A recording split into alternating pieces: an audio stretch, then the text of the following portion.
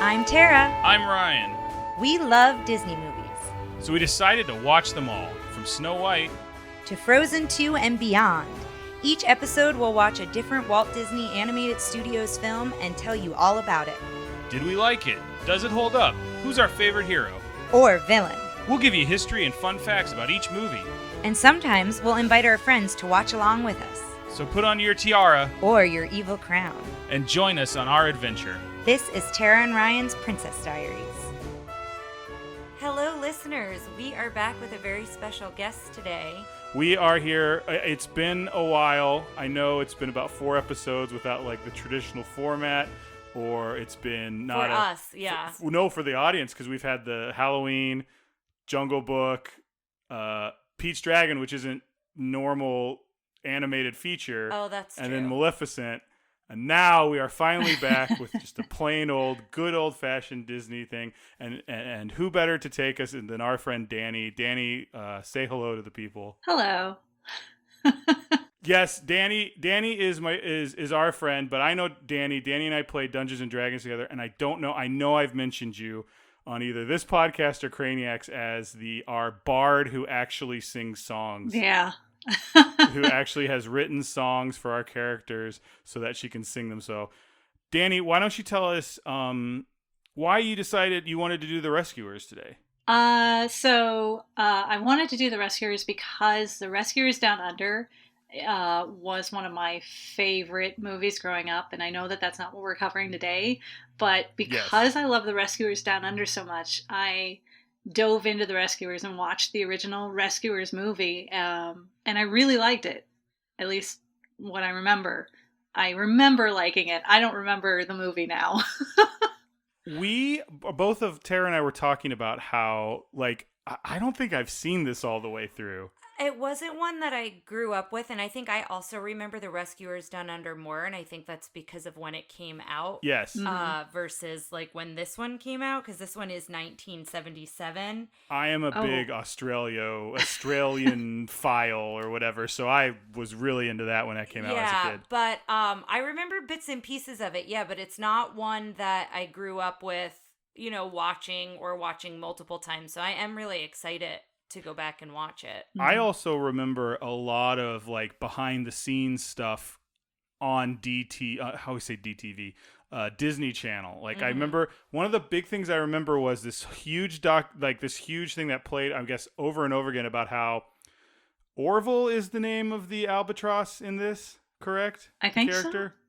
Yeah, I believe so. Yeah, Orville, like him landing, they did a lot of study of albatrosses doing that weird landing where they kind of crash. I remember that video. Go on their head. And I remember seeing a lot of stuff about that.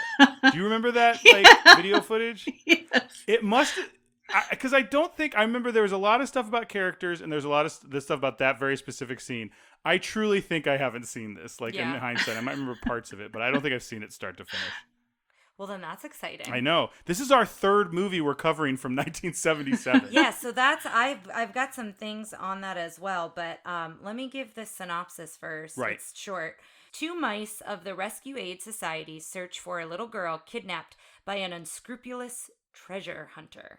So this was based on a series of books. Yes. I don't remember who it was written by. It was a British children's novel written by Marjorie Sharp, and the illustrations were by Garth Williams, and it came out in 1959, but there were a bunch of stories, so it wasn't just one. But what I found interesting when you mentioned it was the third movie for Disney in 1977, it was the first time since Pinocchio and Fantasia. They both came out in the year 1940, and then Winnie the Pooh and Rescuers came out in 1977 as animated. So it was the first time since 1940 that 2 animated features came out in the same year by the Walt Disney Company. And that doesn't happen again till Tarzan and Fantasia 2000. They both come out in 1999. And again, I always say this in every movie, but I've now got these 3 memorized, where the top 3 pictures that year were Star Wars, Close Encounters of the Third Kind, and Smokey and the Bandit. So those are the ones they're going up against. Yes, and to piggyback, sorry to cut you off, to piggyback off of Star Wars, it was the company's first major success since Jungle Book, which was after Disney passed away. And it's the last big success to The Little Mermaid in 1989. And it grossed out Star Wars in many European countries, including France and Germany. So it made more money in those countries. Another low mark against France, in my opinion. But this is an interesting one because, like I said, I don't remember that I've actually seen it. It was the last Nine Old Men movie. It was the last movie to have some of the Nine Old Men on it. Yeah, and I should say it received an 81% on Rotten Tomatoes. So it scored relatively high compared to the last several we've done. Now, you and I were talking a little bit about this, some villain stuff, because we're introduced to who I think is, I like I said, I don't remember a lot from this movie, but I think Madame Medusa is going to surprise us in where she shows up on the villain rankings, right? Yeah, it's interesting. That villain book that I have talked about how they really thought she was going to be one of the heavy hitter villains, but audiences didn't receive her in the same way that a lot of animators did. And they were wondering if it was because she wasn't as believable because she was almost too comic, like almost like too much the other way. But their intent was for her to be a very like intense villain. And I know when Penny freezes when she's gazing into Madame Medusa's eyes, it's similar to the Greek myth with Medusa when she would turn people to stone. Yeah. So that I know comes from there as well. What do you think? What do you think about Madame Medusa? Because I've got a little fun fact for you after you. I just remember. I remember her eyes. I remember a scene, I think, where she was like taking off her makeup at the end of the night and she peeled off her fake eyelashes. Yeah, and that stayed ingrained in my brain for a long time. Now, that's funny because the stuff I saw, a lot of the animators talked about how much they really, really liked that scene. I was like, I wonder if Dani like bumped on that because of your art background. Yeah, well, and she in the books, in the stories that the animated version is based on, there was a story about a little girl who was captured by a cold, cruel, elderly woman. And they decided that they wanted the villain to be much more flashy with an eccentric personality. So they took that story and then started working on a villain. Well, part of the reason they wanted that, and this is interesting, is because there was, at one point during production, they toyed with the idea of just bringing back Cruella de Vil and having her just be the bad guy in this movie. Which I thought was very cool. The idea of having like this being somewhat of a sequel, but not really. Yeah, well, and they said in the villain book when they mentioned that, they said that, you know, they didn't want to go through with a sequel. Yeah. So I guess they would have then, connected the stories somehow. Well, I mean, this is also 77 where we weren't really creating these cinematic universes. So, and the other fact about this is the first sequel. This is the first Disney picture to have a... This isn't the sequel, but it's the first one to have a sequel. The first one to have a sequel. So it's interesting, at this point in time, they didn't want to do a sequel, and then this is also the movie that has a sequel. Mm-hmm. And the other thing I found interesting when it comes to the sequel is they... the film was so popular when it came out in 1977... It led to a spin-off television series in 1989. It was supposed to, but they changed it. Can you guess what television series came out that was originally supposed to be a Rescuers TV show? In 1990. Chip and Dale. Yes. Yes. Oh, excuse me. 1988 is when it came out. But once they greenlit the sequel to come out in 1990, they scrapped what was the TV series for the Rescuers. And then, it was replaced with Chip and Dale's Rescue Rangers. I have never seen... I can't remember ever seeing... No, that's a lie. Really? No, I saw Monterey Jack. Why do I feel like I've never seen Chip and Dale's Rescue Rangers? I don't know. It's pretty forgettable. I don't think about Chip or Dale in that. I think about Gadget, who I think we've discussed I had a weird crush on. The Fly, whose name I can't remember. And Monterey Jack, who was amazing with his cheese. His mustache would get all weird. I have pitched the idea of us doing little things on the pilot episode of the Disney afternoon shows. We'll have to see if that happens. At some point, yeah. Oh, that's fun. So I have a couple more things about Medusa specifically, as well as the animator, and I don't know that I'm going to say his name right. Milt Kahl. Thank you. Milt Kahl. He animated all of Medusa, and Geraldine Page was the voice of Medusa, and apparently Milt Kahl said that she nailed every single line in one take, supposedly. So she was pretty impressive to work with. Yeah, I found that so interesting. Can I add a little Milt Kahl fact? This was something I wrote About his wife? Yes, this was something I wrote that I got from one of the behind the scenes I saw. Madame Medusa was based on animator Milt Kahl's much hated ex-wife. And it was like someone else saying it, and kind of, I don't remember, it felt like one of the other old men being like, yeah, it was based like, yeah, well, I think it was agreed around the studio. The fact I read was he didn't care for her, so it wasn't written as much hated. I might have editorialized. I did this study a little bit further back than I tend to do, but yeah. So. Yeah, they also credit that he took inspiration from other live action characters from other films, although they don't list them. And they also said that Ursula's inspiration comes from her a little bit. So there is like Medusa inspired Ursula a little bit. And I don't know where those similarities might be. I don't want to knock Medusa before we see her, but like, come on. Oh, I know. Ursula took the ball and ran with it. Yeah, yeah. But and then the other thing that they wrote here too, when it comes to her coloring, her clothing, she has like that fiery, like red, almost like pink colored dress and her orange hair. And Penny has the blue jumper. Those colors representing like good and innocence versus evil. You see that in Beauty and the Beast with Gaston and Belle. You see that in Aladdin, and you see it in Hunchback. So I thought that was interesting too, that those colors kind of stay for certain films as well.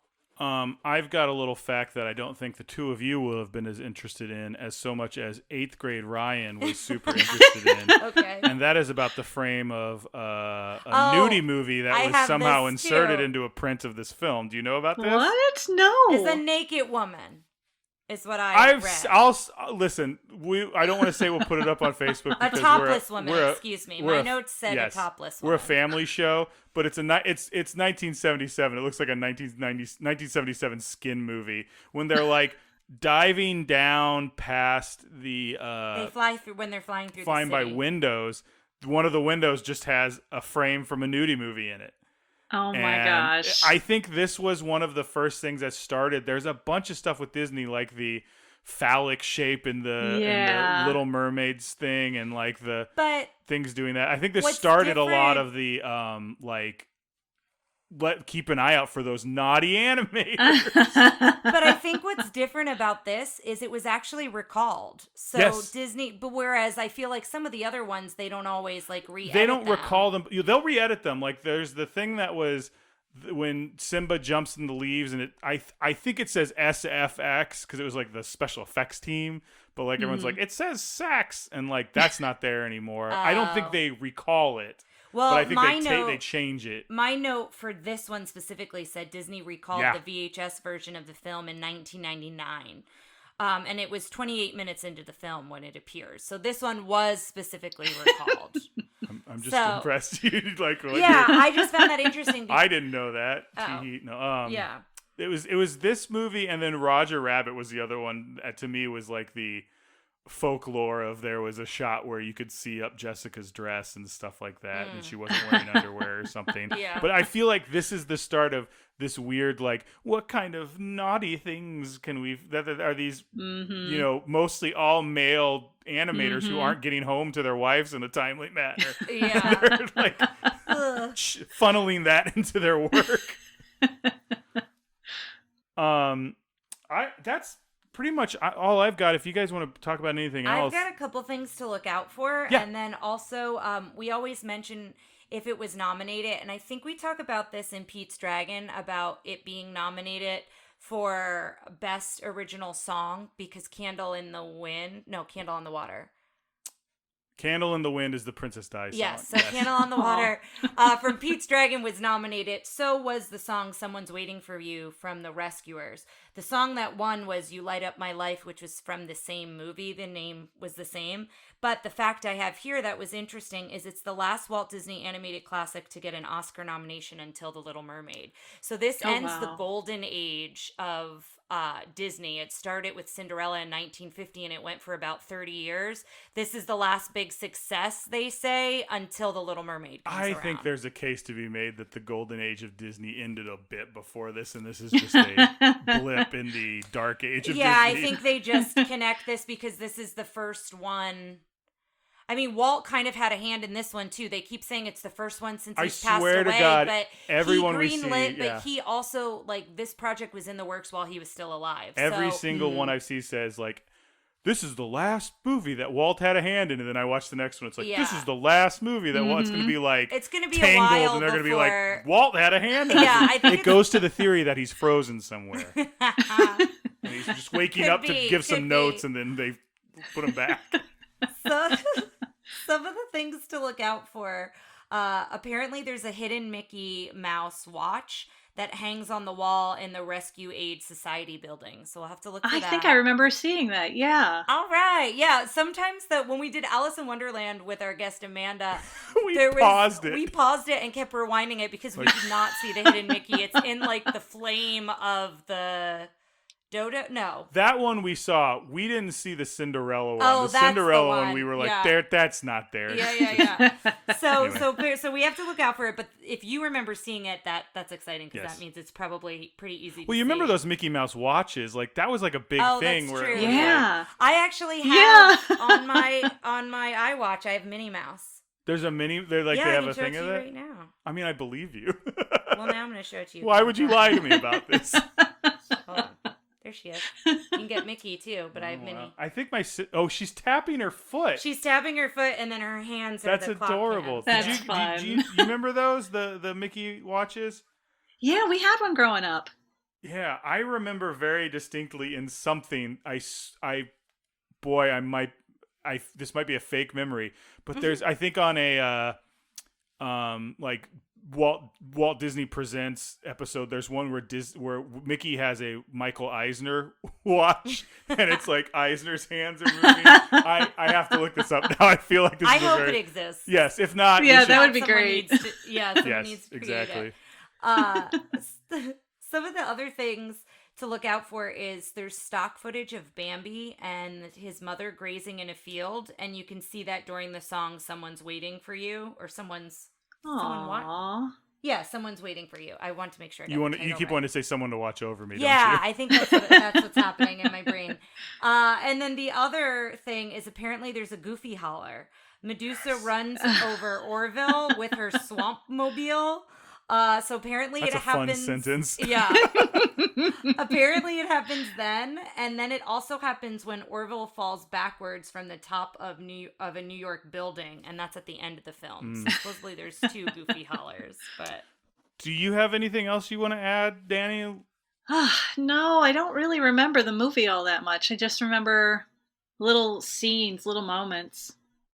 Well, I'm excited because this is one that some of the ones that we also just came off of Pete's Dragon, which was a real bummer. Yeah. But it's nice to see one that at least it's got some Academy buzz. It's one that did well, so I think this is going to be good. Well, and I think it's cool too that the sequel led you back to the original, right? That's kind of a neat way to go about it, even though you didn't see the original first. Being able to go back to it and watching it because you like the sequel so much. So I think that's kind of cool that it was able to do that, because I'm sure you're not alone in that, right? Yeah. I'm sure other people also saw the second one. It's right in that like chunk that's like you and me and a little bit Tara's like you're a little later.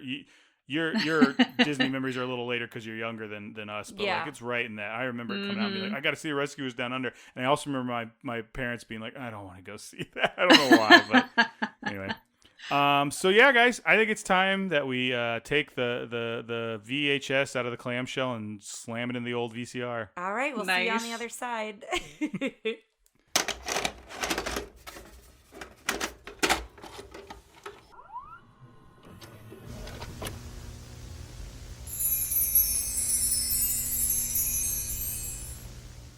Hello, listeners. We are back, and I am curious on everybody's thoughts. I know for me, I thought it was cute. I thought it was like a delightful.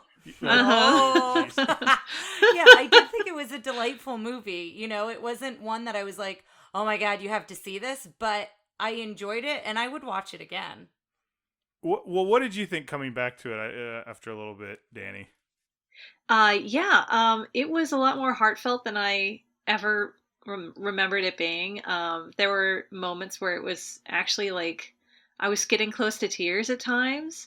But yeah, overall, I think it was charming. It was sweet. Yeah, I liked it. I didn't have any tearful moments. I'm not saying that being like, oh, I'm Marion. But like because there's lots of movies I watch where I'm like, like I get real like choked up. We had a thing once where we saw Inside Out, and when, spoiler alert, if you haven't seen Inside Out, have you seen Inside Out? Yeah, I have. When Bing Bong dies, I was trying not to cry. Yeah. And then I spent the rest of the day with a terrible headache because you were trying get to it force out. yourself to not Like, I was cry. like, ugh. But I didn't feel like that. I thought it was darker in spots. It than I was was ready darker for. in spots, and it was scarier. Like real danger, scary. If you're feelings. watching it with kids, it has a good ending that's just fine. I don't think anyone actually gets hurt, but ending, but there are moments where you're not sure. Yeah, they're gonna get scared at times. And it was a surprise, all across. Not a surprise, but it was a pleasant surprise. Like that's the best way I can think of it. It was nice. I liked the good guys. The bad guys were super. Very eccentric. I'm excited to see where Madame Medusa is going to fall on our ranking. Yeah, I'm a little nervous about over-ranking her because she's so new to us and so cool, but I think she's going to go up there. Yeah. Well, I guess we'll dive in. Yeah. So the movie starts, and what was interesting with the credit sequence is it starts, but before the part that Ryan's laughing about, it starts with an animated sequence of Penny leaving the riverboat, and we find out she's tried to run away multiple times. And when she leaves the riverboat this time, she's leaving to drop a bottle with a message for help. And that's how the rescuers, that's how they come to her rescue, is they find the note in the bottle. So it kind of starts the story right away, and then the credits come into play, and then it's all like still paintings with maybe some like lightning effects. Yeah, but it's the bottle's journey to New York. Yeah. And I was like, excuse me, I paid for a Disney animated feature and not a slideshow, thank you. And I will say the credits were a little long. I mean, I know they have to get through everyone's names, but they did feel a little long, I think, because of the way it was designed. And we've also got our first song over it that's sung by, I believe it was Carol Connors. I believe that was her name. Who sounds like Karen Carpenter. Yes, and I can't remember, I didn't look it up, but I thought I read somewhere that the Carpenters were supposed to do the music, and I don't remember why that wasn't the case, but I remember Karen Carpenter being, from what I read, I think she was upset that they couldn't do it because she was a huge Disney fan. So I don't know what was the conflict. Are you trying to find it? I'm gonna look so I'm not sure where the conflict was there, but then we see the mice who see the bottle. We find out they're the scouts. They go out and scout, and they found this bottle. And then it doesn't fade. It cuts to a black screen. So I thought we had a tech problem. And the rest of the fade in and outs, they're more of a fade. But this one is kind of abrupt because you see the mice with the bottle, and then it's an immediately black screen, and then it's a city building. So it's kind of an intense cut, and I'm not really sure why they did that, but it was just a scheduling conflict forced them to reluctantly decline. But it does say Karen was reportedly very unhappy with having to turn down the offer as she was a big Disney fan. Yeah, so I knew she was a Disney fan. So yeah, that's a bummer that it was a scheduling thing. But they basically got Schmer and Schmarpender to do. They did, it was essentially, it sounded just like her. I mean, that still sucks for her though, for Karen Carpenter. It's a big feather in the cap of Carol Connors, though. Yeah, that's all I'm saying. So we cut to this busy city building in New York, and it's the United Nations. Oh, yes, thank you. Yeah. And I love... Sorry, I didn't mean to call fine. you out. No, that's fine. Yeah. But I love how we see each mouse leaving their human counterpart.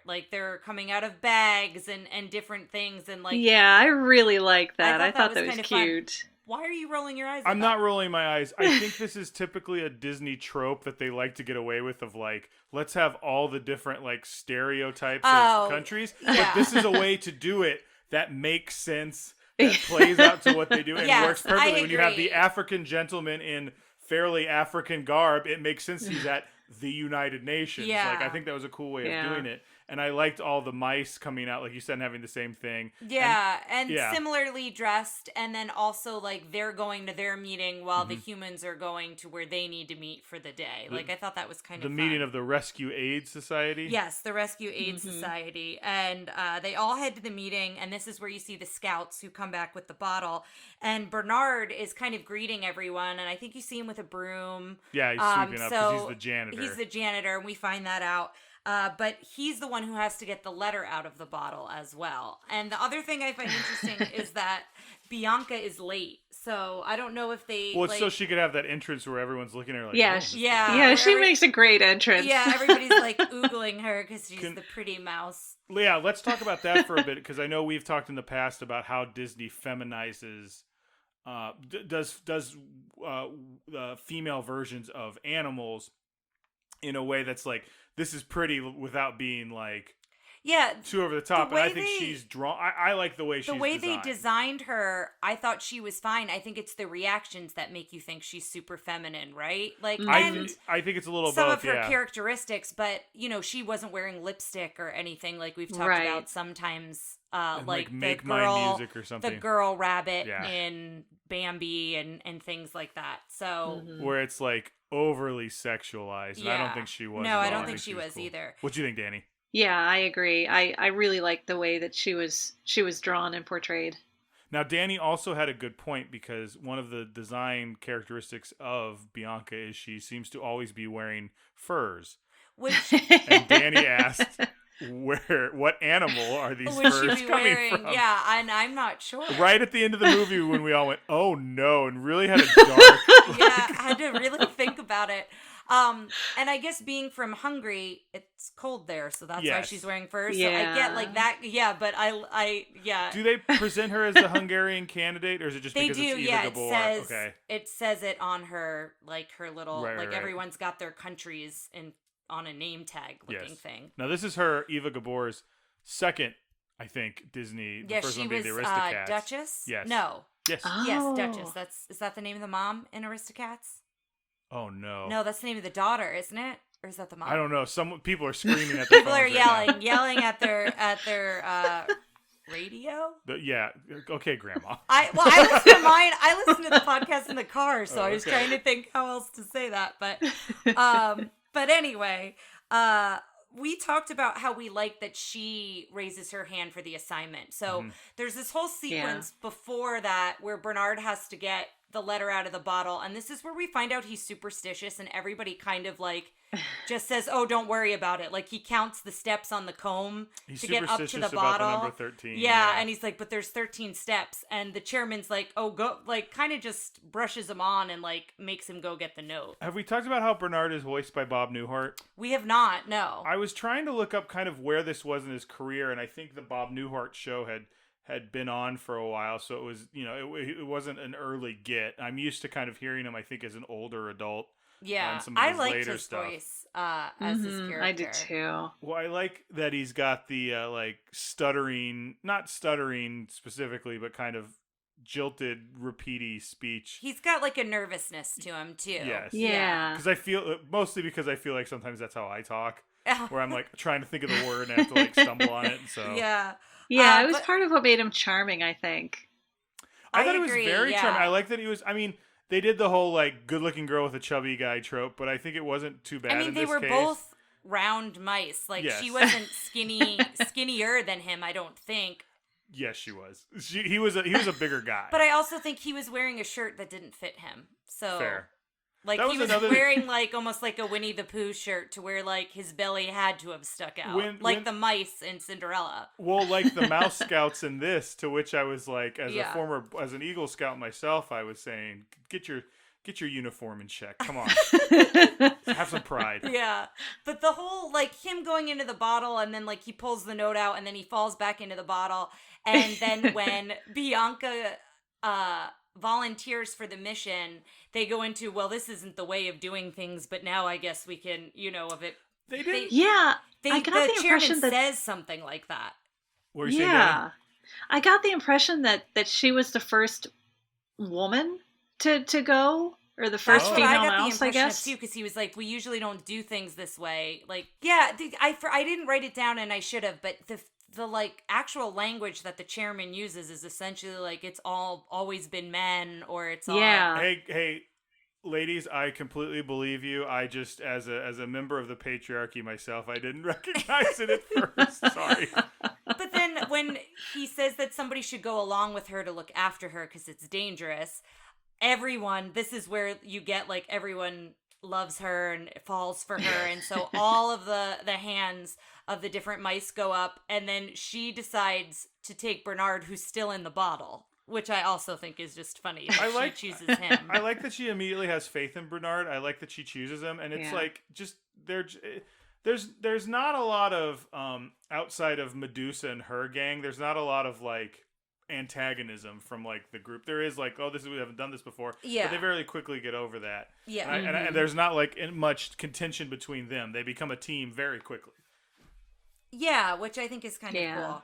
And then it's another cut. Again, it's not as intense as that first one, but it like fades in and out. You didn't scream like, "Oh, the feed is dead." I was just so annoyed thinking that that's what it was, but that's not at all how you sound, by the way, and we have plenty of proof that's true, so I'm sorry that was my episodes. imitation. In case anyone wondered.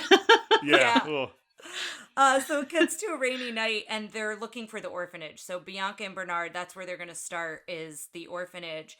And she suggests they take a shortcut through the zoo.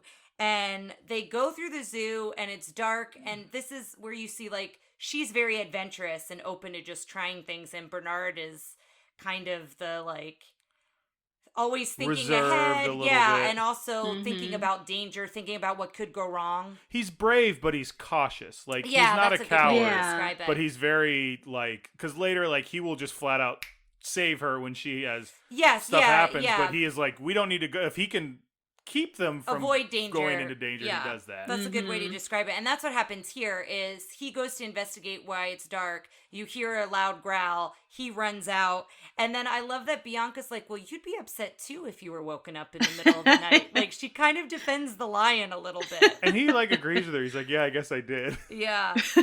But then they wind up climbing through a window in the orphanage, and it reminded me, because it was raining, it reminded me of Lady and the Tramp.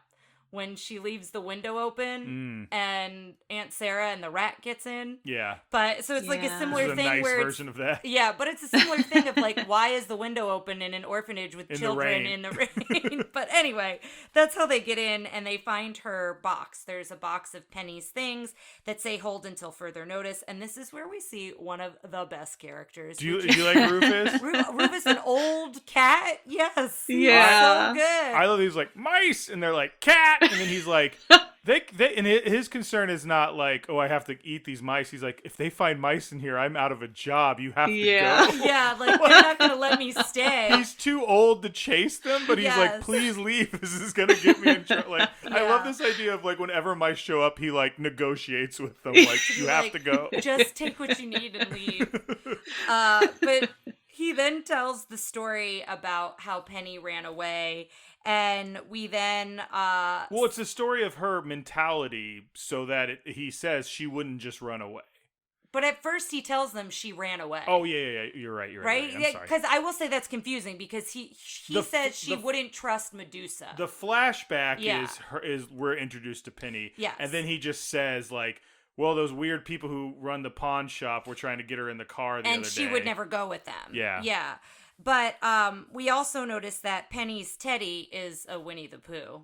There's no denying it's a Winnie the Pooh. Yeah. Like at first you're it like, has I to think it looks be. like, yeah, like I thought maybe at like first it looked you just kind of see like its it. face, yeah, but then when you see it with the little shirt on him, But it looks like the Uh-huh. old Pooh doll. Like, is it wearing a shirt or was its middle just a different color? No, I think Middle was just a different color. Oh, really? I thought Which it was I think a is like t-shirt. the original Pooh Yeah. doll, but like Yeah. that, I think its middle was a little red almost, so sometimes it looked like Pooh's shirt. And yeah, it was. She kept calling it Teddy. I'm like, that's Pooh. Nice brand. And now that I know that they released in the same year, it's kind of a cute little callback, I think. Yeah, the Yeah. Winnie the Pooh thing's a little different because they released the shorts earlier and then they packaged them and released the whole thing as a different I thing. see. In But 77. it's still like a cool But yeah. connection, to have. Yeah. First, they're going to put Cruella de Vil in this movie. They're going to put Winnie the Pooh. This is I just this is know. the early Marvel Cinematic Universe. I mean, It's going to she's be the all only- the Disney Avengers coming together.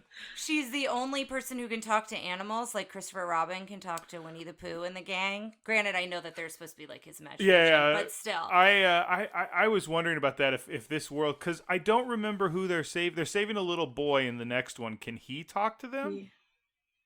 I think so. Do you think it's just like I'm so glad you're doing both of these because this would be fun to go back and then like Yeah. come up with these theories and then see them again. And see But, if they show up. I wonder if he talks to them. I wonder if it's just like little kids talk to 'cause animals at and the then as you grow end- up you don't anymore. Yeah, at the Yeah. end when she's talking to the News anchor. news anchor, she says she wants to say hi to her friends who helped save her, and she tells them, well, of course I can talk to mice. And I know we're jumping ahead, but then that news anchor does like the worst mean mug to the camera of like, what? Like leans Yeah. into the frame when she's like, I want to say hi to my friends, and he's like, what? A girl talking to mice? Like it's like, all right. But to circle back to Rufus, my Sorry. favorite character. No, you're fine. I wrote here, I love the relationship between Rufus and Penny. When we see that flashback and she's like petting him and purring him, and we loved every time she was holding him because it's so. That's how you hold ladies. It's not how I hold ladies. It's She's when- 55 pounds. It's when lady is sitting away you don't like on the couch and you want her to cuddle with you and you Elmira her into your arms. All right. I don't Elmira her that. I'm not that rough with her. But it is like when you think of kids holding cats, and I think even adults holding cats, like cats try to squirm. Like cats never really want to be held. Now, And I love the way that like she holds it to where like his head is sticking out of her arm, but his body's flailing a little bit. yeah. Ollie Johnson animated that scene, which is funny because if you look at Ollie Johnson in the later years of his life, he looked a lot like Rufus. Oh, really? And he said that he wanted to show this kind of love between the two characters that it was obviously annoying. Like Rufus was not being carried correctly, but Rufus didn't mind. And he put Yeah. a lot of time Yeah. into I that think that scene. came through That's sweet. there isn't a lot of time with her and Rufus, and I think that came through pretty strongly. And so then it cuts to Medusa's pawn shop. So that's where they're headed next because that's what Rufus has told them. And they see a book, and I think it's got Penny's name in it. It's got, a first grade reader, so that's Oh, one that's of the what it reasons is. they're like, Okay. this doesn't belong here. And then it looked like they were tiptoeing, but that might have been the way that their feet were animated when they were walking. But to me, it almost looked like they were tiptoeing to be Well, quiet. it's like quiet as a mouse, so I mean, I think that's guess, part of it. Yeah, I never thought about that. But at first, Bernard gets scared by the cuckoo clock that goes off, and they kind of, after that, then the phone rings. So it's like a lot is happening. They're getting scared. They run and hide, and then this is where Medusa comes in, and she is wild. She is Cruella de Vil. Like she isn't, but her mannerisms are similar. Her entrance is similar. Her energy is similar. Cruella enters the room Yeah. and owns it. I feel like Medusa feels like she felt like she was put upon to like do anything. Like like do you know what I'm saying? Yeah. It's very similar. I'm trying to do the differences between them, but yeah, she has a very Yeah. similar. Like she also has like a little bit of a slinky dress, but not necessarily like the most form fitting and Yeah, which is similar. Cruella is like very skinny. Medusa's a little bit more. What would you say? gourd shaped. Yeah, she's a little rounder in some places. The other thing I wanted to bring up is I don't know, I should have said this beforehand, but they were trying to draw her and be kind of ugly but yet pretty at the same time. And when Milt Call drew her, he was kind of like, huh, I used the same the same face as when Madam Mim is pretty. oh, Like the same that's like makeup as someone. interesting. She's like, Yeah. I can be That is pretty. interesting. Like if you Yeah. look at them next to each other, Their noses, I think, are Yes, similar yes. when she's pretty. Now that I'm I'll thinking about it. I'll post it. I'll post a Yeah. comparison. Also, her fingers were like she had such long fingers too, which gets like really intense when she's like asking for the diamond and like her hands are in her face a lot.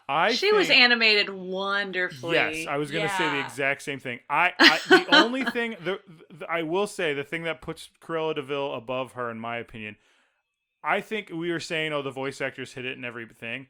The voice was my least favorite part of Madame Medusa, to be honest. I thought she was fine, but she wasn't like Cruella de Vil just darling, I'm back, blah blah. Perdita's the dog. What was Perdita and Pongo and Roger. What was the wife's name? Anita, right? Anita. I was gonna say people are screaming at us again. Yes, Anita, darling, like that is so memorable, and yeah, I think so much of the animation and the character, and I think the voice actor did a fine job, but I think what kept it from being a Hall of Fame top 3 villain was a little bit of the voice, and I think the animation was good. I think she was scary. We'll get into that later. Yeah, but well, that was I even the one wrote thing here like those bright green eyes, and I think they're brightest in this scene because they're a different green a little bit later, but they're like very green here. And that coat that she wears, so she answers the phone. And this is where we're kind of introduced to Mr. Snoops. Yeah, just because that's what she's talking to on the phone. Like, did you listen to what he was saying? It was just, and she's like, the diamond. Oh, that kind of one-sided movie phone conversation. And that's also how the mice get all the information they need. And we as the viewers know, okay, she's going to head out to Devil's Bayou and go to help him get the diamond, and that's where Penny is. But as she's packing her suitcase, she throws on this coat it's another wild coat, kind of like Corella's coat, where it totally changes her shape and everything about her when she throws the coat on. I absolutely loved it. Like, there's so many interesting things with her. And so she's packing the suitcase. Bernard gets in the suitcase. Bianca can't get in. There's this strap, and we weren't sure what it is, and it was confirmed it is the bra strap because she drives away wildly in Corella's car. It is 100% pretty much the almost the same car, and she's driving crazily. Because Disney does not think women can drive. There's a line later where With Bianca was like, where the Orville runs a red light, and Bernard's like, he ran a red light, and she goes, oh, I do it all the time, darling. And I'm like, Disney is like, women drivers. Wah, wah. Yeah. So when she's driving around, the suitcase flies out, and that's where we get the confirmation that it was the bra, because all of the clothing flies out. Did you see her bra when it came out? I think so. Yeah. It's I just, for some reason, pinged again. Probably when I was younger, I was like, "Ooh, bras!" But like, it's the weirdest looking bra. It looks like two bowls. Like, it's so not. It was super weird. Yeah. A bra. I'm like, I don't know if it's because that's how bras looked in 1970s. I'll have to do some research, and guys, I'll get back to you. Well, there were. I mean, this goes down a different tangent, but I feel like in the 60s and 70s, it was a lot of like, don't wear a bra, wasn't it? Bra burning? Yeah. Maybe. No, I think by the 70s, it was a different, they'd moved away from that. But like that thing, I wouldn't burn that because the way it looked is probably had like asbestos in it. It did not look good. Yeah. So she heads off, no suitcase, I guess makes her way to the airport, and they go back, I guess, to pack, Bernard and Bianca, because we see them the next morning rushing to get to the airport, and then over the loudspeaker in the airport they ask for a Mr. Jenkins. Oh God, I totally forgot about that. At the time I was like, everybody stop. Like, Dani was of course kind of watches this. We watched it the same time over something, and I didn't hear her respond, so I was like, Dani, are you still there? I need to know that you heard my name was said in this movie. Like a child, I needed the validation. Immediate validation. So this is when we find out that they're not going to get on a plane, right? It looks like they're going to get on a plane as they're in the airport, and they head to the Albatross flying service. And we had some questions about like who's running the radio and the command center, because Orville was, I guess, calling in to see if he could land and if it was the all clear, and so Bernard has to give him the all clear. And it's like a chair with a radio, like a human was there normally. Yeah. It was a little bit confusing, but I loved the Air Force song. Off We Go Into the Wild Blue Yonder is playing, and Orville hums it later when he's going to take off later on in the movie. Probably cheap to get, yeah. Probably. But he reminded me of Cousin Eddie in the beginning. Like, a little bit of the way he was animated, from Cousin Christmas Eddie Vacation. from Christmas Vacation. A little bit the way he was animated, a little bit the way his speech pattern, the way he was talking a little bit. Well, Eddie almost wears like a pilot-looking hat when he's out there, like dumping the you-know-what. Uh-huh. Hey, Clark. We can't say that on I this know podcast. we can't say it on the podcast. You can fill in the rest. But anyway, this is another moment where we see that Bernard's superstitious, because as they're climbing up to get on Orville to have him fly to take them to their destination, there's 13 steps. And I love that Bianca's like, well, just jump over the last But she's one. not dismissive. It's, she helps. Exactly, She comes up, like, I think they're a good pair, and that's what I like agree, about it. Yes. And you loved that they were in a sardine can. Like, you loved all of Well, I love of, everything. Like, how do they make it? Like, the stairway was on like those old roller skates that just looked like they're only the bottom. Mm-hmm. And like, I just loved any of that stuff. The same with the society when they're in their meeting. Like, the steps that the chairman goes up to the stage are like two pencils, like put together with stuff. Like, a lot of thought was put into how to make things work in their world. So maybe right? that's where her furs come from. It's like shed hair from something. That's like, yeah, that's a good idea. I'm just saying, like, no, it's just funny to think about, but it's a good idea. Yeah. Like, I'm trying to like the hides of their dead enemies. Like, I'm trying to make it not like that. I like the shed fur. That's cute. Yeah, I do too. And so then it cuts to the Devil's Bayou, and we see the swamp, we see the riverboat, and we see that Penny is trying to run away again. And so she gets down off the riverboat, and then we see Medusa with the crocodiles, and they're also alligators. It's America. Oh, I thought she kept calling them crocodiles. No, did she? That's wrong though, because it's American. America only has alligators. It's a good question. I thought they were crocs, but okay. Well, did you see how their teeth? That's how you tell this is a croc and alligator. Really? Well, their names were Nero and Brutus. Yes. So they were. She sends them after Penny, and then we see. This is where we first see Mr. Snoops, I believe. He comes out of the boat. Like the most put upon, like beta male, like this whole guy was like, oh, Medusa, like, and then at the. Spoiler alert, at the end when she's like, it's mine, like turns on him, I'm like, of course, this guy sucks. He deserves to be turned on. He's got no backbone. He was weird. He was strange. Her pets have more of a backbone. Nero and Brutus, I feel like, have more of a backbone than he does. But... I could have done without him in there. Like, other than she couldn't have called the alligators on the phone to like hear everything at the beginning. Yeah, and so... She then goes after them in the swamp mobile, and I love the whole bit that, like, it doesn't start, and it blows all this exhaust everywhere, and it's just, like, this it looks like a jalopy thing. Without wheels. Yeah, and then he sends his fireworks, Mr. Snoop, his flares and his fireworks. He shoots them off to give her light as she goes out, and that's what startles Orville. So as they're coming into Devil's Bayou, it kind of throws him off. I think he gets his tail feathers get lit on fire. Yes, my rudder's on fire. And then Bernard and Bianca basically free fall, and this is one of the times where Bernard saves Bianca. He grabs her.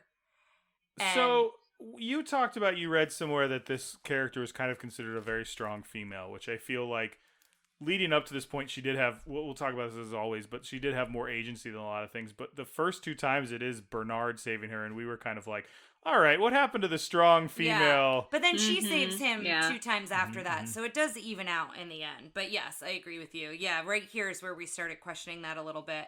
And then when they fall into the swamp, they meet Luke. We eventually find out it's Ellie Mae.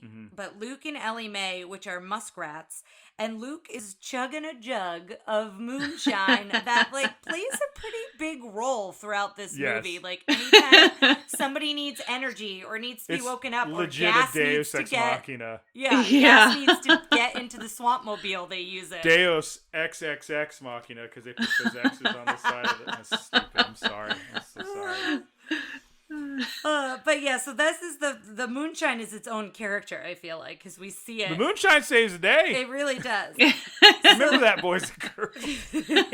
Awful. Need a little pep in your step? Drink. Like, that's kind of what it was. Yeah.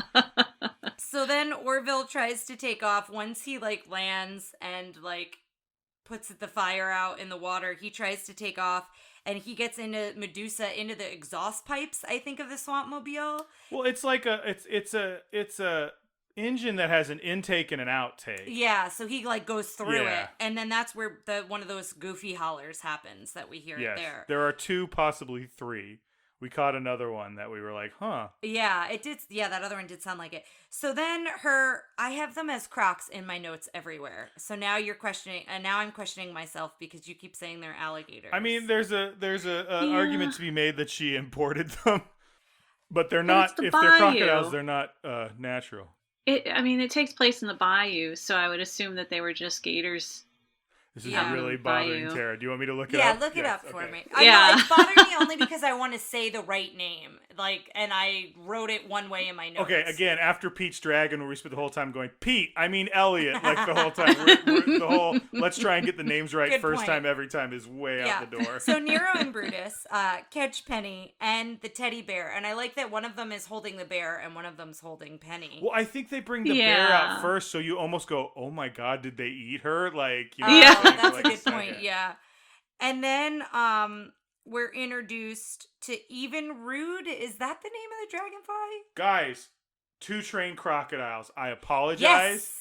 It Oh. says crocodiles Right. here in the wiki, Haha. but that does mean they are not native to that bayou. But she has a pawn shop, Wow. so you gotta think she's probably trading I'm sorry. all sorts Let's of take things. this logic down the road. She has a pawn shop, therefore she has 2 So she's- crocodiles? What you cut me off. Oh, I'm sorry. I was actually saying she has a pawn shop, so she's probably traded lots of things. Like she's Crocodiles? why not? She's probably traded like one thing for another thing along the way. She doesn't will seem like never she- make fun of you again if you can get 2 crocodiles down at the pawn shop. Or- I'm not saying it's like somebody brings them to the pawn shop. What I'm saying is she wheels and deals with a lot of people, so Uh-huh. she's probably heard that somebody had crocodiles, and she's like, "I'll give you." You're right. You're right. It's a typewriter. It's a Tiger King. Okay, wait, now let's back up on this. I was literally trying to think of something that would be in a pawn shop. She could literally trade. later in the movie has like piles of jewels, and you're like, I'll give you a typewriter. Well, she's not parting with those jewels. You saw how much she wanted. She that didn't devil. care about. Yeah, that. there's She no just wanted way. that one. I don't know. I just. Either way, she's But got I do- items she can trade with. I think she knows a Tiger King like figure who Yeah. deals in crocodiles. Yeah. That's my theory. Yeah. So non-native crocodiles. exactly, yeah. Sorry. That was my favorite tangent we've ever done on this It's show. a good one. It's a good one, and I'm here for it, and I support it. Considering I was the one who started it. Yes, no. She kept picking up her phone and looking at it, and then like when I saw her like putting it down, because she's like, I'm gonna have to do more research and I need to keep talking. I can't talk and look stuff up at the And same I was time. like, let me look it up. Yeah. But she's like, I need to know. So this cuts to Even Rude. Is that I think so. Is that how you say the dragonfly's name? Even rude So Even Rude. on a run like butterfly. Even Rude, the dragonfly, we find out is the motor on a leaf, which that's the boat that's going to take Bianca and Bernard closer to the riverboat so they can get a good look Yes. and see what's going on with Penny. You say boat, it's a leaf. Yeah, I think I said it's a Okay, leaf. yeah. That's their boat. Yeah, that's their boat. And they actually go past them, and we as the viewer can see they go past them, but they Yes. mention the fog that they can't see, and then they stop, and all of a sudden they realize they're in the middle of the 2 crocodiles. And they have kind of a rough night at sea scene where Yeah, and Bernard saves Bianca Bianca again. again. This is another part where he saves her because she flies out of the boat. And then I wrote here that Penny sasses Mr. Snoops. I love how sassy Penny is to Mr. Snoops. Like, she's I do not too. scared of him. She's She's not scared of Medusa. she's not scared of Brutus or Nero No, either. and she She's makes like- it known to Mr. Snoops that Yeah. I'm not scared of Brutus and Nero like you are. which I think sets up Medusa's character in such a good way of like Yeah. she's like these pardon me Mhm. crocodiles are not scary. This woman is scarier than these 2 crocodiles. Yeah, that's a good point. And then can we also talk about how his fireworks display, he can spell things in the Got sky? Yeah, so that's how he lets Medusa know that like Penny's back, is it says "Got Girl" in the sky. It would have been funny at the end where they set off all the fireworks and just random letters went up and it was like Jay like, he's like, that oh would no. have been good. I also It's the love alphabet fireworks. Yeah. exactly, yeah, like alphabet soup, yeah. I love when Medusa reappears. This is another great entrance when she walks into the riverboat, and it's a cloud of exhaust that she walks into. Oh, She lands. She comes up on that ramp and lands, which looked great because... Yeah, she doesn't land in the water with the swamp mobile, which that's where it is when she leaves. I'm pretty sure it was using the same technique they did to film, I think, her car and also Cruella de Vil's car, where they're actually filming a live car and just it's black and white, and they go over and paint over it in a certain way. They did you listen to the 101 Dalmatians episode? I don't remember if I have. They take a car that's all black and they paint the lines of it. And then they just filmed it doing stuff, and then they went back and painted over it and added so some of that in 101 Dalmatians is live action, like painted over. And I will say, that's cool. And I think that's what they do with the boat when it lands, the way it goes. And didn't they use some of the same techniques that started in 101 Dalmatians with the Xerox? Because some of the lines and things with how Medusa is drawn looks like that. This is still the Xerox. Reminiscent of that. Yeah. I think we're Xerox probably... Up until Little Mermaid or before? We're going to find out if the Little Mermaid still uses a Xerox, but it's just a refined process, or if they went back to the traditional ink and paint method. Yeah. Because I was looking at your mug, washing it the other day, and I thought I saw Ariel on it. I might have been making that up. I don't know that she's on it. Maybe I was looking at something else, but I don't know. So I'm curious when we get there. Yeah. Is that why there were like a lot of lines and rough quality to it? Yeah, it's the Xerox era is skipping out the ink and paint, so there's no one retracing the drawings. It's basically going straight from animation. It's going straight from animation to just almost directly onto the screen, and that's why you get all those kind of stray pencil marks and stuff. The animators loved it, though. Yeah, and it's what you see in 101 Dalmatians and several other films that we've Sleeping Beauty was the last one to use the ink and paint method, I believe, is what we said. And it's so... we're getting a little in the weeds here, but it's so starkly different to me. And I like a lot of the Xerox movies, and I think their story is very good, and the animation's there. But Sleeping Beauty is just a work of art. And because Bambi, of all too. Bambi, like the landscapes in Bambi are really breathtaking, too. And so, there's what? Well, now we're just retreading every episode. We are, but I mean, some people might just start with this one. Some people start with their favorite movie. They may not have heard the other ones. Okay. So listeners, go back and check out Bambi and Sleeping Beauty. But so then we find out that Penny is bringing up jewels from a cave, and she's looking for the diamond. So this is where we find out more of like why they have Penny. I don't think we knew up until this point what they were using Penny for. What was the diamond called? Is it the Devil's Eye? Devil's Eye. Yeah. The Devil's Eye, the Devil's Bayou. Like not very inventive. Cruella de Vil. I wonder if that's why, if they started like with the story thinking it was going to be Cruella. Oh, like she owned the bayou or something? Maybe. Yeah, I don't know. It was a family jewel, the Devil's Eye. It could, yeah. I feel like I'm making up my own backstory to all these characters. I'm into the backstory, but so then it cuts to that the Crocs are like gonna go to bed. Everybody's like gonna go to bed into the morning, and they smell Bianca's perfume. That's what Bernard is assuming, that they smell her perfume. I was like, maybe they also just smell that they're mice, but I guess the perfume comes back later. Well, so. it was Chekhov's perfume because she's putting it on throughout the movie up to this point. Yeah. So they smell her perfume. They try to catch both of them, and then she saves Bernard. This is the first time she saves Bernard from the Croc.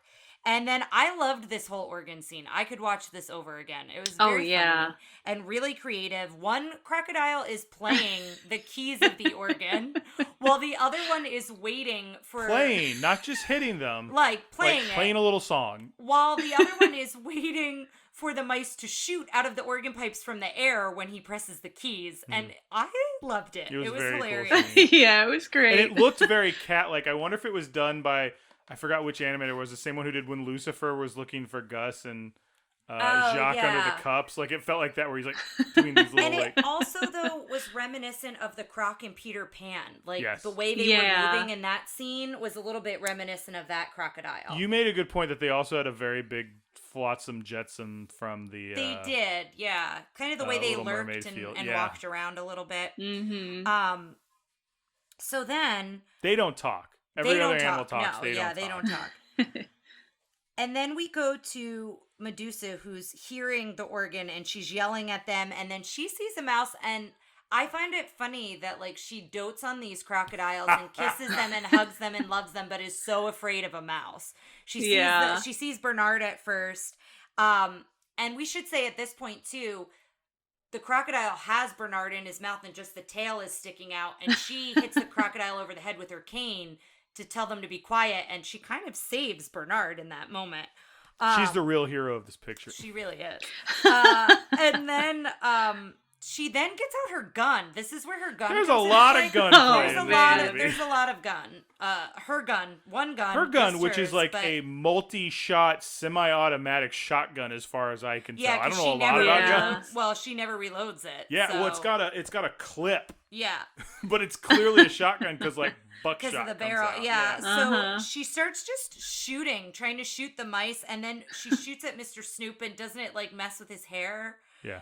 And so it's like this whole chaotic scene, and then Evan Rude. Evinrude. Thank you. Evan Rude. Evan Rude comes back to pick them up because the mice have now fallen back into the water. Mm-hmm. So that's kind of what happens there. Then you were talking about her voice, and what I will say is I love Medusa's voice here because she's so sing-songy, which Cruella does that a little bit too. When Cruella wants to be sweet and wants to get what she wants, she's got kind of a different voice than when she's herself all the time. And so when she's talking to Penny, she has this sing-songy voice saying, Auntie Medusa wants to talk to you. Come here. So I think that Mm-hmm. I really liked the change in her voice there as she was trying to be sweet to kind of lure Penny to come talk. And she's getting ready for bed, and this is where we see her pull off her eyelashes. And Tara wants the next time she does a costume, it's going to be Madame Medusa mid makeup removal. I mean, don't give away all my secrets. Oh, I'm man. so sorry. We'll cut Although this I out. think we did talk about Madame Mim on I Wanted to Be Her for Halloween, and then I On was that, her. yeah. So, but yeah, I think it would be really funny to just do the half. She's got half lipstick on, half lipstick off. Can I ask Yeah. some women questions of the two of you? Sure. Number one, if you were searching for gold in a half dilapidated riverboat along with two crocodiles, a complete beta male, and a little orphan, would you bother getting dressed up and makeup on every day? I think I don't know if she's from the South. We don't know where she comes from. I'm assuming she's from New York. But I think of it as like a Southern thing, but I think it's also a like businesswoman, like New York thing as well. Mhm. Like you put on makeup I don't wear really any makeup, but I do know. And she's still so lovely, folks. Why, thank you. But I do know people who like women who don't leave the house without putting lipstick on. They won't put on anything else, but they'll make sure lipstick's on. So it's like, I feel like that's Medusa. Like she's got to put on her face before she goes somewhere. Okay. So I Yeah. think it's like a thing. It's not a thing I do, but I know it's a thing a lot of women do. All right. Second question. Have either of you ever worn fake eyelashes? Yes. Yes.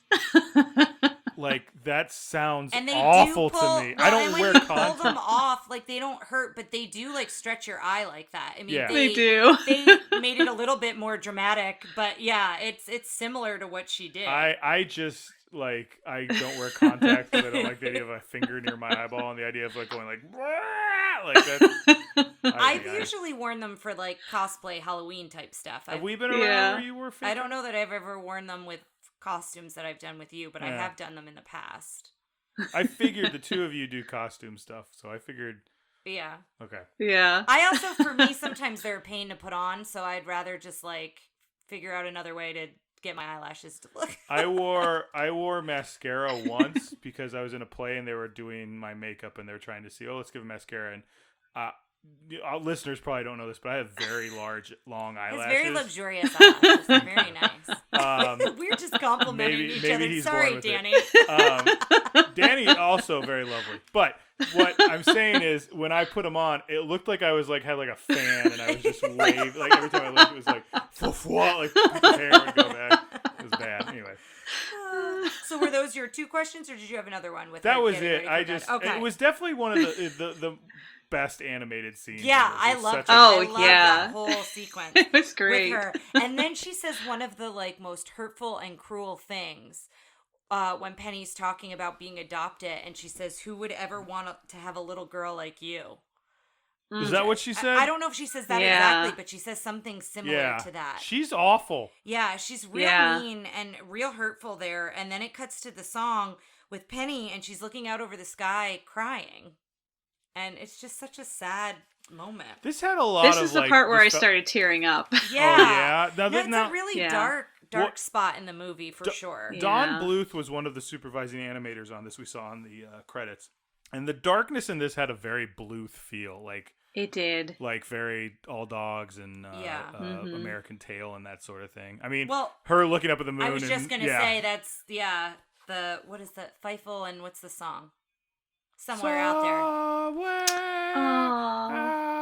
there. That's what I sing whenever I go somewhere and you're not there. I go out, and I'm assuming you sing the same thing at the same time to the moon. Of course. Okay, great. Yes. Continuing. Only when it's a full moon. I feel like it's a full moon in Feifel. Oh, okay, fair. But so then we cut back to Bianca and Bernard, and they get back on the boat, the Leaf, and they're not done. Like, they don't leave. They're trying to get back to Penny to get back onto the riverboat. And then we see Penny tucking Teddy in. And this is a cute little part, too, where she prays for all the kids in the orphanage. She pays for, like, Tommy, and, like, she names them. I must have out for that. She says, we have to pray first. And so she prays, and that's, and she like, has a tear and says, she prays that somebody finds her message because she really needs help. And then that's where Bianca and Bernard kind of come in and say they're here to help. And at first, like, Penny doesn't miss a beat. She's like, oh, hi, how are you? Like, immediately starts conversing with them. But then it's like, you didn't bring anybody big to help? Yeah. There weren't any dogs available who could come? I guess any not. larger animals? So then they're talking about, they lay out this whole plan, which happens later on in the movie, but they see the elevator that they can use as a cage for the crocodiles. And then they talk about how they're going to use her perfume to lure them in there. And then Penny does this whole bit imitating Medusa, and it's really good. Like, she's got a little saunter cute. Like Medusa, and it was such a good part. And then one of us, I think it was you, someone said it was like a grand plan. It was a pretty detailed plan that they all came up with. I think it was everybody kind of agreed. Yeah, like it was a pretty detailed plan. Well, because they lay out the plan, and then there's a lot of time in the movie when they do the plan, so... But you also think the plan's going to happen right away. Yeah, that's what I'm saying. Yeah, so much time takes place. I think that's why they talk it out, so it doesn't seem like, wow, they really coordinated this, like, spontaneously. I guess that's a good point, yeah. So then, even Rude, I'm never going to get it right, has to go back to tell them that they need extra help. They need extra hands to the Moonshiners. And so as he's on his way back, all these bats, and this is another kind of scary part, all of these like really intense bats with beady red eyes are basically trying to eat the dragonfly, who goes to get help, and he takes shelter in a bottle so he can't tell them he needs help. And that's why I kind of thought the plan was going to happen right away, is because he was going to get their help. But then we cut to like the next day, and we're at the cave, and this is another like really dark part, because Penny doesn't go anywhere without the teddy bear, and Mr. Snoops talked about how like the last time Penny was in the cave, she didn't want Teddy to get wet. And, she was so worried about Teddy. So Medusa just snatches Teddy out of her hands. And she's like, I'm not going to give him back unless you go down there and get me the diamond. So that's how she kind of forces her back down. Yeah. And just the whole situation with this kid going into, like, a small cave that floods every once in a while. Yeah, that when high tide comes, the water fills the cave back up. Is really scary. Yeah. And she goes down in a bucket. And there's bodies down there. I know we go, ooh, skeletons are different than bodies, but those are dead bodies down there.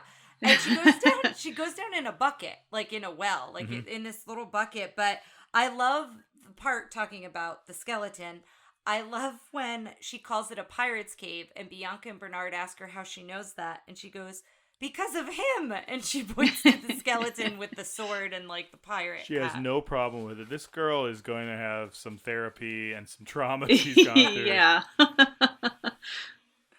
So then they're looking all around the cave, and Bernard, there's like this hole where the water comes up for high tide, and he's looking where it comes out, and you hear these horrifying sounds, and I think the sounds of the water rushing, and they see something past the hole, and so there's this whole sequence where Bernard goes over and almost falls in, and then I think Bianca goes over and kind of the same thing happens.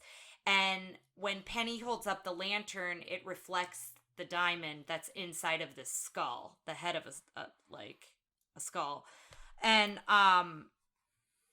they realize they found the devil's eye, but the water's coming up, so now they have to figure out how to get it out, and the diamond's too big to get out of the skull. Yeah.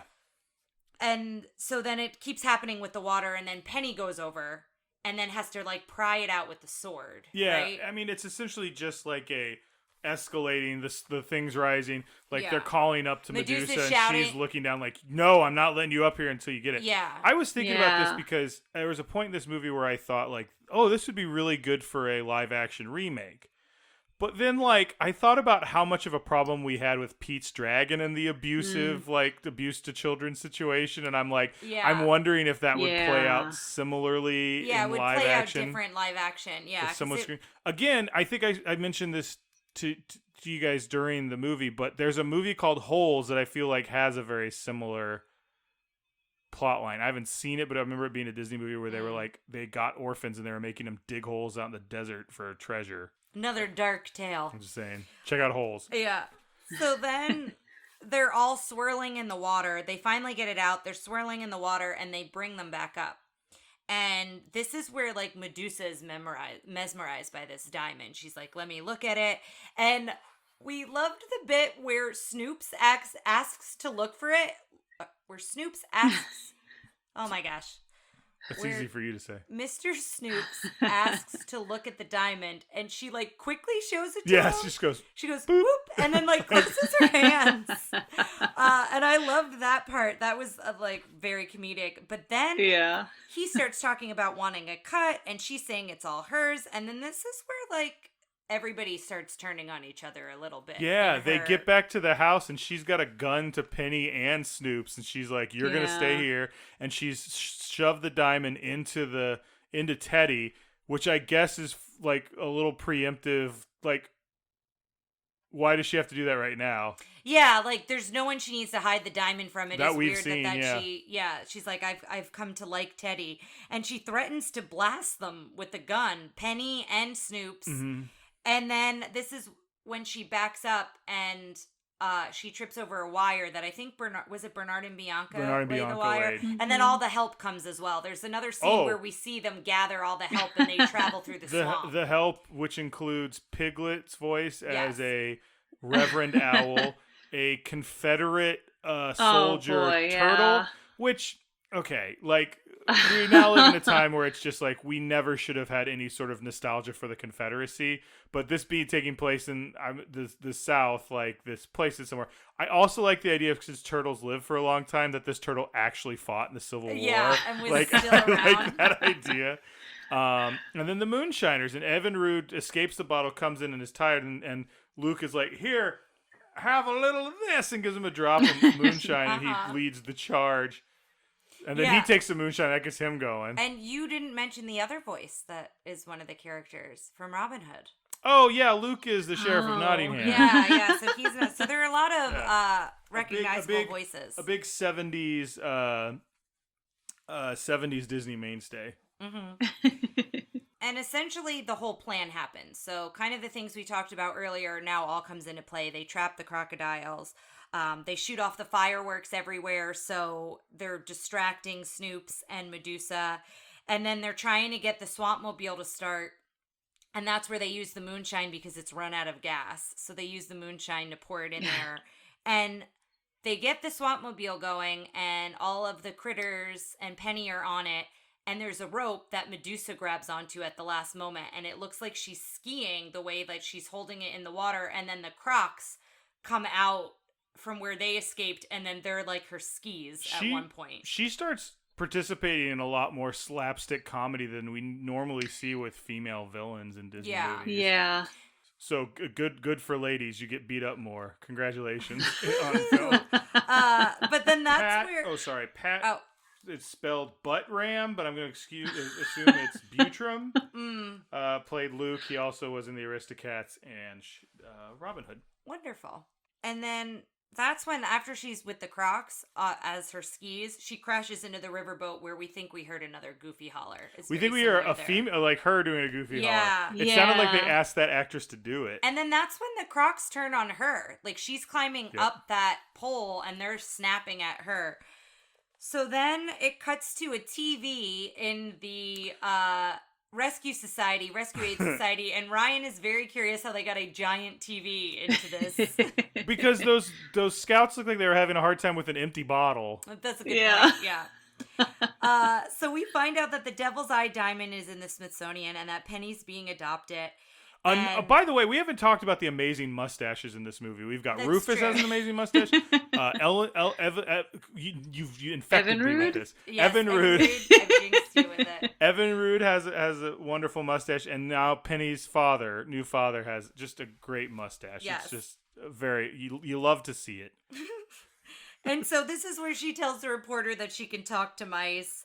And then What? yeah, and then Evan Rood comes into the society and delivers a message that there's another call for help. And so then we see Bianca immediately volunteers her and Bernard again, and they take off in the snow with Orville. And we look on the calendar, and he looks up at the date, and it's Friday the 13th. So again, another superstitious day to start. And that's where we hear that other goofy holler, because Orville, like, basically... He goes to take off and kind of, like, falls down the building, and Evan Rood, like, helps propel him. Like Superman, like Yeah. when like that helicopter was crashing in the first Superman movie. Yeah. My goodness. And that's how it ends. They go on their next adventure. Whew. So, Dani, we, as you know, we've got some questions to ask that we usually ask at the end of each episode.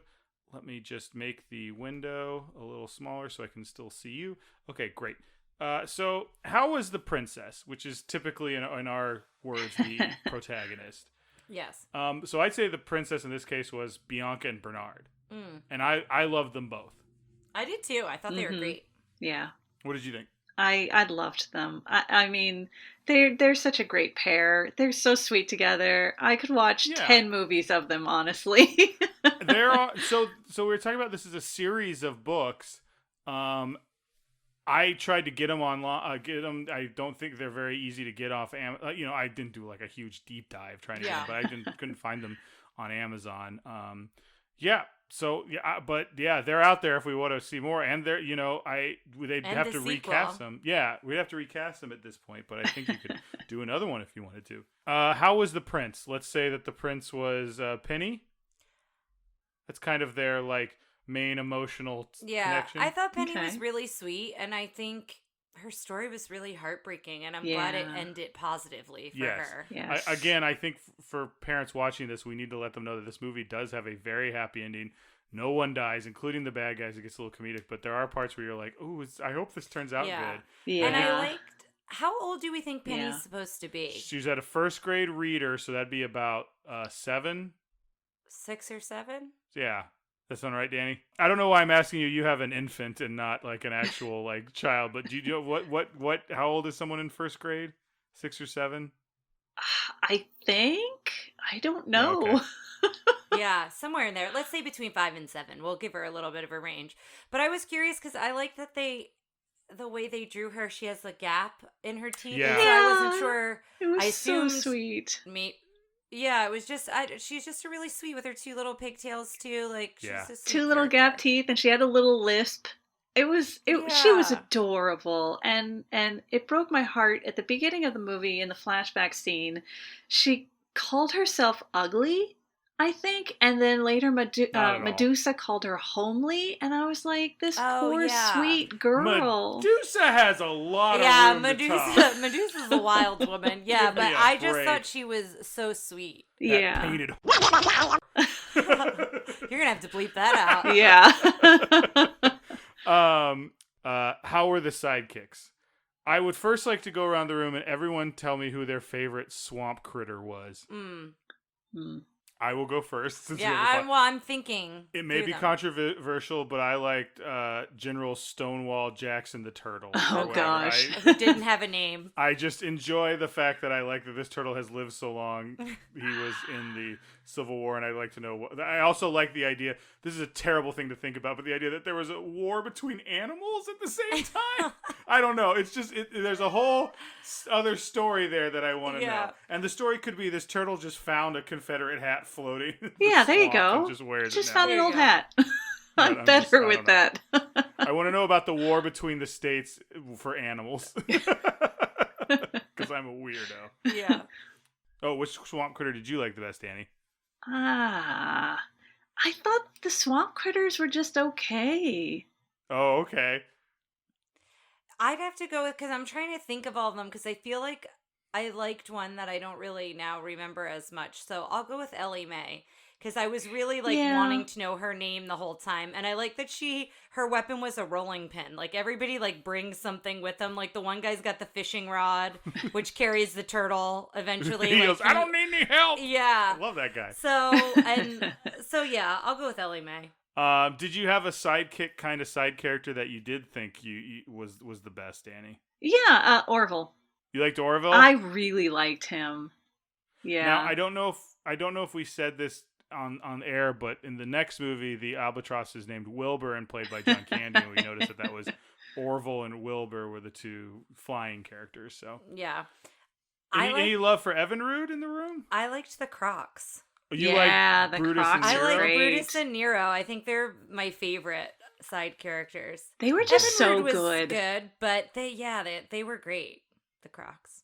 Okay. Yeah. I liked them all. The only one I didn't like was Mr. Snoops. I would agree with that. Mr. Snoops could have been out of that movie. Yeah. And I would have been fine with it. I don't know why he was there. Yeah, the crocodiles I feel like had more personality than he did. Mm-hmm. You know what I mean? As her sidekicks.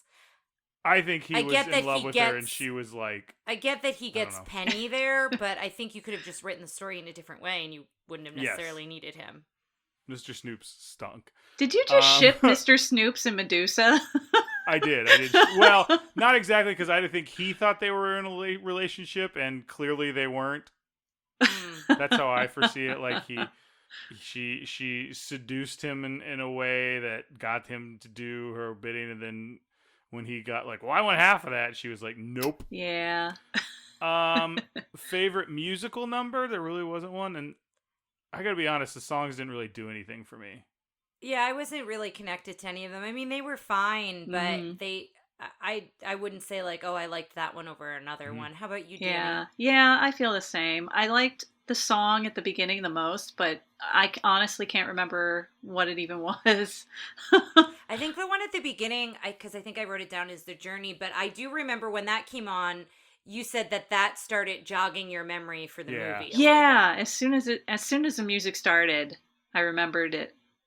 Also, I was talking all the way through it going, I thought this was an animated movie. Are either of you guys Carpenters fans? A little bit, but I'm not like a huge fan. Yeah. I'm not, so that's probably part of the reason why I didn't really get into this music. Let's talk about where it held up. Obviously, it's got a drinking issue where there's a lot of moonshine is used in a lot of different ways. Like prominently. And it's a lot of them drinking and their eyes go wild and they breathe fire and like, woohoo! And they get really excited. There's a lot of gunplay in it. A lot of gunplay. So if either of those are things you're not interested in showing to your kids, you might want to hold off on the Rescuers for a little bit. I think it's good, but I think it would definitely be a PG nowadays. Yeah. So, but let's talk about ethnic representation. I think we talked about a little bit, like with them all but they were all in the United Nations, so it made it a little bit more appropriate. Let's talk about female character agency. Do we think they did a good job with Bianca at the end of the day? I know at one point we were kind of like, now hold on a second. I think they made a good attempt at the time. Bianca made choices all on her own, and she showed her own initiative, and she rescued Bernard several times. But there were still some things that I thought were kind of old fashioned. I don't know if we've talked about that. I'm sure we have, but the thing to me, and some of the reason I feel like a lot of women who grew up watching Disney movies really like the villains is because those are cases where you do see a lot of female agency. Now their agency is evil, but they're in charge of it and they're making the decisions and they're doing all that. And I think Madame Medusa, this is a scene where not only like Mr. Snoops felt different from like Jasper and Horace to me. I agree. Like where Jasper and Horace felt like they were hired and he was just like this bumbling, like she was just completely in charge of him. Like, I don't know. Yeah, and we never really found out the relationship between them, right? Like Horace and Jasper, it's pretty clear she hired them to do a job, and that's the job they did. Even though he's taking care of Penny while she's not there, you don't get that she hired him to do that job, right? You get that maybe he's like the store clerk in the pawn shop, like maybe he's like the person who usually works the front of the pawn shop. I don't know. Like, we never really get... He's the one who traded a typewriter for 2 crocodiles. That's true, yeah. She never let him forget it. Yeah, exactly. Although, those crocodiles helped her out. Handy. Yeah. But yeah, I thought they had good agency. I thought Penny was like a strong... Like, she was being saved, but she was also She's a child, yeah. But I think she was I think her strong-willed. vulnerability was appropriate for her character. Yeah. So now, Dani, we are going to go into the infallible scientific... villain ranking. Yay. Here we go. I think we're only going with Madame Medusa as the one villain in this. I think so. Snoops, we're not going to call a villain. No. Okay. So do you know a little bit about how this works, right? Please remind me. So we have, folks, I'll give her a quick reminder and we will be right back. All right, guys, I have explained to Dani the infallible scientific villain Rankin and Bass. Rankin. We are good to go. So let's start with the first thing, frightening. And I want us to remember how frightening we think Madame Medusa is versus this movie, because I think this is maybe just me talking to myself. I attributed some scary scenes to how scary she is. What do you guys think? This, for me, may be the hardest villain ranking we've done because I really like her, but she's new to me, so I don't want to go all out and then really push her up the charts. I'm also still stinging from how low Prince John was, and I think there's a block in my mind where I'm like, well, I don't want her to go above him. So I will go first, and I'm still deciding, but I'm between a 3 and a 4 on frightening for her. Okay, because she is, like, what she's asking Penny to do, I think, is really terrifying. And she's, like, a wild, crazy lady. And in the end, like, she's sweet and sing-songy to her to get her to do what she wants. And it's clear that Penny is also very afraid of her. Okay. So I'll let you decide between that 3 and the 4. Yeah. Dani, do you have an opinion? Yeah. I hope you would. I'm going to go ahead and give her a 4 just because I think she is uber manipulative and dangerous because of that, and there's a lot of frightening qualities behind the character. Okay. Yeah, I'm giving her a 4. I'm doing the same. Mostly because of like the real world implications of what she's doing is pretty harsh. Like, I think we gave child labor. It's not even labor. It's endangerment. I mean, it's more than that. And I'm also trying to say it in an appropriate way too. But funny. So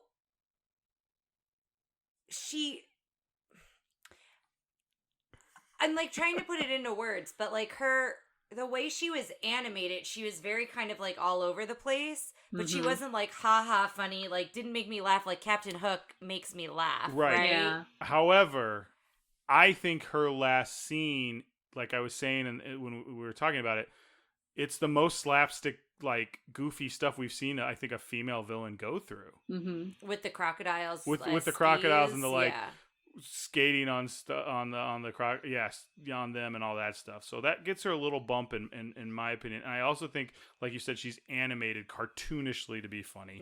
Yeah. Dani, what do you think? I'm gonna give her a 2 in this category. I think the animations, there's some good gag animations in there that I think the way that they made her move and definitely by the end she got really slapsticky. But not enough to be more than that for me. What do you think, Tara? I'm going to give her a 2 as well. I'm going to give her a 3. And what's your reasoning? Part of it is because of that slapstickiness at the end. Part of it is also like, I think every time she was on screen, I think some of it was a little bit of nervous laughter, like this woman's insane. But we were laughing every time we saw her. Yeah. I think it's a soft 3, but I'm going to just put a 3 there. You know, it all evens out in the end, but that's my thought. Fierce. Now, this one I have a hard time with because I think if you asked Madame Medusa if she thought she was fierce, she would put a 5. She'd put an 8. Yes, but I don't know what we think. Dani, what's your thoughts on this? This is a hard one. You know what? I'm going to go ahead and give her a 4. I'm going to give her a 4 because I think, I don't know. I think she was fierce. I think she came on the scene. She made great entrances. She had a lot of drama about her. She had all that makeup and that hair. And like, I think she got a 4 in that category. What do you think, Tara? Being the person with the list, I get the benefit of I've seen the numbers of the other, but you also see the numbers of the other ones. And not when I'm looking at this. Oh, you don't? No. Okay. So I'm trying to remember. I erased what everything and I've given started other new. people. My initial gut feeling was to give her a 4, and I think the reason it's similar to what Dani said, but I don't remember her much because I can't remember if I saw this movie in its entirety as a child. But I loved her from moment one. She was wild. She was like out there. I loved I talked about her clothing. I talked about her makeup. I feel like whenever I'm really into a villain, I'm obsessed with everything about them. And I feel like that happened here for her. So that's a 4? Yeah. I'm stuck somewhere between a 3 and a 4. And one of the reasons why is I always call this drag queen energy. And if she doesn't seem like an old washed up drag queen, like who is just not allowed in the clubs anymore, has burnt too many bridges. That's what she seems like to me. Or an old like lounge singer kind of. Yeah, same kind of energy where it's like, I used to be a star, my name was in the lights, you know, like that sort of thing. I think I'm gonna give her a 3 just to kind of be different. But it's a hard 3, so it's close to a 4. Effective. She did get the diamond. She did get the diamond. She didn't keep the diamond. But she had it in her hands in the bear. Yes. So if it weren't for woodland creatures, she would have a contingency you can't always plan on. This is true. On critters. Yes. So I don't know. So is it a 5 or a 4? I don't know that we've had anyone score a 5. I think Maleficent scored a 5 because she almost got everything, but then she did everything she set out to do, but she didn't keep it for a long time. I think this is a very similar category. Yeah, because remember, Maleficent got her to sleep, got the prince, did everything, and then at the end it had all that turnaround. But her goal was the princess shall sleep, the kingdom will do this, blah blah blah. I think she gets a 5. She had the diamond, like that's what she set out to do. That's why she took Penny, was to get the diamond. I may only give her a 4 because she didn't keep, like, the point was to then get rich off the diamond. I don't know. I feel like I'm talking myself out of a 5. You want to go 5? I didn't initially, but if we gave Maleficent a 5, I feel like she did the same thing. The stakes didn't feel as high in some moments. Here's the thing. I don't remember if we gave Maleficent a 5. I think we gave her close to a 5. I know the person I know we gave a 5 was Teddy Toddy from the whale that went to the Met because he kills a whale at the end. Like, that's if that's the case, then she gets a 4. I think I'm gonna go 4 too. Dani, what do you want to do? A 4. You gonna go 4? You convinced me. Yeah. It's a hard one, and guys, you out there listening, if you don't agree, deal with it. Design. I loved her. Like, she was, again, I think she was kind of gross, but like pretty at the same time. And like, I think if you said like, did I think she was pretty? Not a 5, but I think they designed her exactly to look like she looked like. And Milk Call specifically says he wanted this villain to be the best villain he worked on, and he drew every frame of her. Yes, that I read. Yeah, he drew everything of her. So what's your number? I think I'm going to give her a 5. I think in the terms of she said, I think she was interesting to me. I like her look, and she accomplished everything that the creators wanted her to do. So she's got a 5 for me. For design. Yes. Yep. Oh, I'm sorry, Dani. Oh yeah, I'm gonna give her a solid 5. Okay. I'm going to give her a 5 as well. I was thinking on mine because a lot of what I like about her is what I like about Corilla. So then I go into... Oh, do we dock points for originality? Yeah.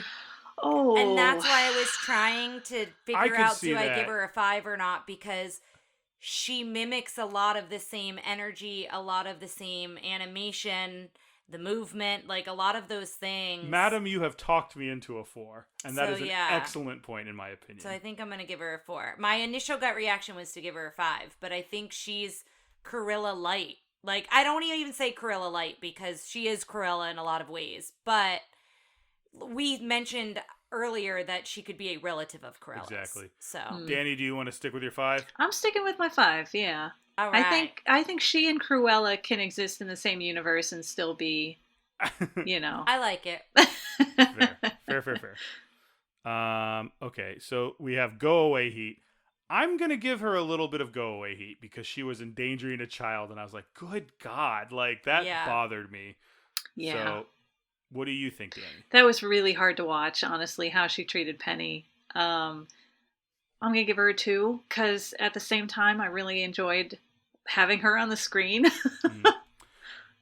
I do want to say that mere few weeks ago, we did give the Gogans, you gave the Gogans heavy go away heat for child endangerment. They also weren't interesting characters. Like, I want to know everything about Madame Medusa. I want to know how she grew up. I want to know how she got the pawn shop. Like, give me a prequel about Madame Medusa. Like, I don't want to know anything else about the Gogans. Goodbye. Like, gone. Goodbye, Gogans. Like, get out of here. So I understand your point, but I don't want to know anything else about them, right? Okay, what is your go away heat for? I think I'm going to give it a 2 because of the child endangerment piece. I think it's a little bit more intense. So okay, yes factor. Did you give it a number? I think you gave gave it a 2 number. as well. You gave it 2. Yes, sorry. Okay. Yes factor. Let's go with Rescuer superfan Dani. Yes factor. How excited were you to see her before the movie starts? How excited, and kind of measure that also with how excited you ended up enjoying her. Between a 4 and a 5 for me. I'm gonna go with a 4. Wow. Yeah. I was super. I remembered her a little bit in the back of my mind from when I watched the movie when I was younger, and I was so excited to see her again and see how she was actually different from what I remembered, and she was crazy and wild, and I loved it. I'm going to give her a 4 as well. And for me, I was excited for a moment. Her entrance got me pumped for her. Like, when she comes in to answer that phone, I was sold. Like, I wanted to know more about her. I was really excited about her. And from what I read in the villain book beforehand, just reading a little bit up on her, I was excited to see what she was going to be about. So that's why she gets a 4 for me. Ladies, I will be giving her a 3 because I have to be honest, I'm tempering it quite a bit with how little I was excited to see her. Like, she's not a villain I ever think of. However, she will be now, though, for me. Again, yeah, for me, that is also an increase where I like her, but I think I still give her a 3. Part of it might be also my I don't want to oversell this one because I haven't looked what the total is. But I feel it may be pretty high. I think it's going to be high. Let's take a look. It is a solid 24. And if we're looking at the villains rankings... Where does that put her? Ooh, that puts her... Okay. Okay.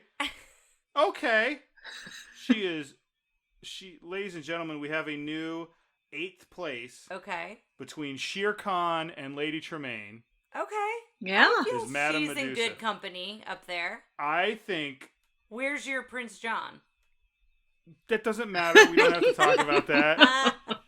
I think he had a lot going against him from this corner. And I think if we had had someone else in there, he would have done much better. All right. But Dani, thank you so much for taking the time out to do this. I know we went a little late. When you walked away for a moment, I didn't realize. I was like, oh my God, it's way later. Because I have to be honest, we were having a very good time with this one. So thank you so much for joining us. This is wonderful. Thank you. If you want, we ask our guests to plug something that can be a personal project. It can be somebody else's project that you've been enjoying. It can just be peace on earth. I always say peace on earth. I guess I don't. It could be if you want to plug war. It's your few minutes. So that's not very me. I'm just saying, like, yeah, if you're like all nations at war at once, let's do this. I have an Instagram you can follow if you want. I do a lot of mini painting and drawing and stuff. It's Singing Forest with the number 4, EST. And you'll do a post. I'll absolutely get that up. So watch the Facebook page, the Twitter as well. Yeah. When the episode comes out. Well, thanks guys so much for listening. Next week we will be doing our next big episode will be The Fox and the Hound with another very special guest. All right, till next time. Thanks for listening to Tara and Ryan's Princess Diaries. If you want to tell us your favorite Disney villain and why it's Gaston, send us an email at trprincessdiaries@gmail.com. Or you can send a tweet about how great Maleficent is to @TRPDiaries. Check out our Facebook group by searching for Tara and Ryan's Princess Diaries. Tara and Ryan's Princess Diaries are available on iTunes, Stitcher, Spotify, Overcast, and many more. Wherever you hear us, please be our knight in shining armor and give us a 5-star review. Thanks again, and until next time, remember to always live happily ever after.